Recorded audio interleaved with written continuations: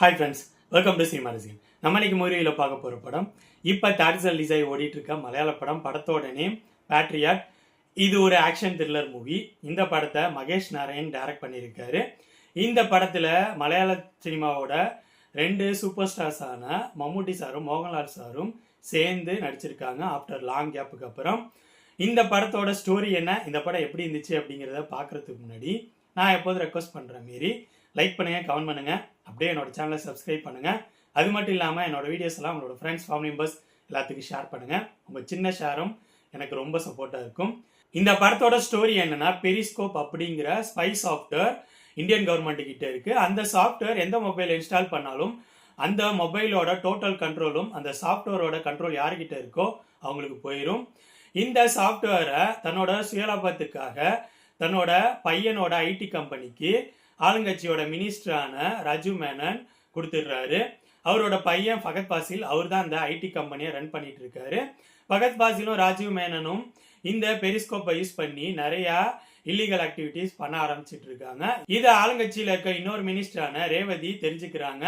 ராஜீவ் மேனன் அவரை வார்ன் பண்றாங்க.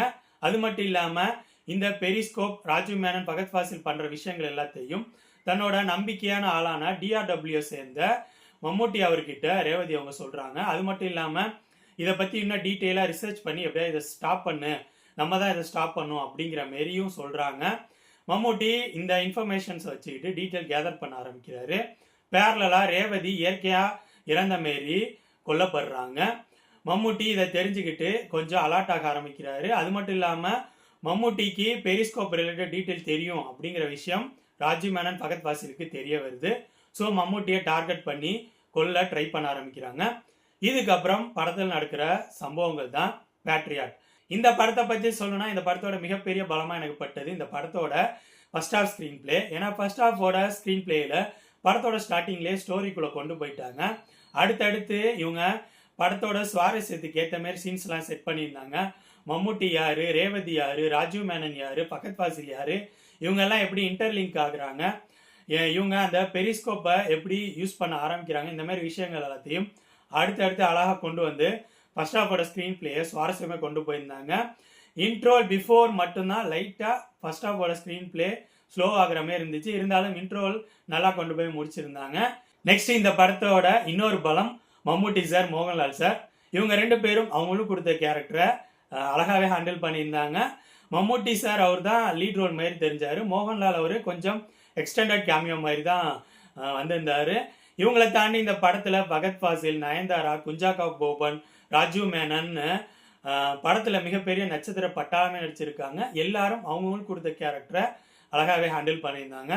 நெக்ஸ்ட்டு இந்த படத்தோட டெக்னிக்கல் விஷயங்கள் இந்த படத்துக்கு என்ன தேவையோ அதை பர்ஃபெக்டாக கொடுத்துருந்த மாதிரி தான் எனக்கு தோணுச்சு. இந்த படத்தோட ஆக்ஷன் சீக்வன்ஸ் அதை எக்ஸிக்யூட் பண்ண விதம் நல்லா இருந்துச்சு. அடுத்த இந்த படத்தோட பிரச்சனைகள் அப்படின்னு சொன்னா, இந்த படத்தோட செகண்ட் ஹாஃப் ஸ்க்ரீன் பிளே தான் என்ன பொறுத்த வரைக்கும் மிகப்பெரிய டிராபேக்.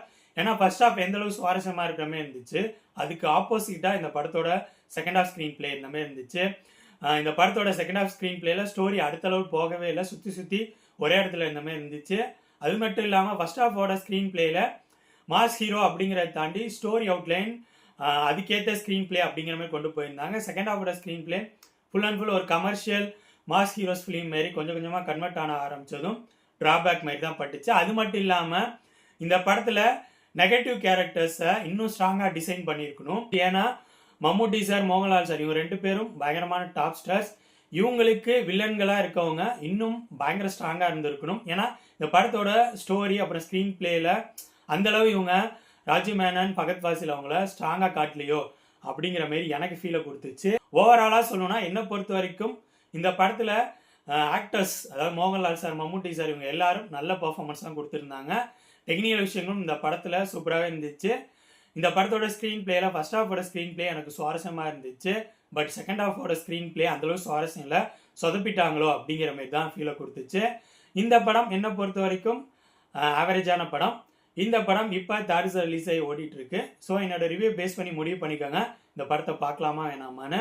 பேட்ரியாட் படத்தை பற்றி என்னோட ஒப்பீனியன் இது. அடுத்த வீடியோவில் இன்னொரு படத்தோட ரிவ்யூவோடு சந்திப்போம். பாய். ஓகே ஃப்ரெண்ட்ஸ், இந்த வீடியோ உங்களுக்கு பிடிச்சிருக்கும்னு நினைக்கிறேன். தேங்க்ஸ் ஃபார் வாட்சிங். இந்த வீடியோ பிடிச்சிருந்தா லைக் பண்ணுங்கள், கமெண்ட் பண்ணுங்கள், ஷேர் பண்ணுங்கள். அப்படியே சினிமா ரசிகன் சேனலை சப்ஸ்கிரைப் பண்ணுங்கள். கூடவே பக்கத்தில் இருக்க பெல் ஐக்கானையும் கிளிக் பண்ணுங்கள். அப்போ தான் நம்ம போடுற வீடியோஸ் உடனுக்குடன் உங்களை வந்து சேரும். தேங்க்யூ.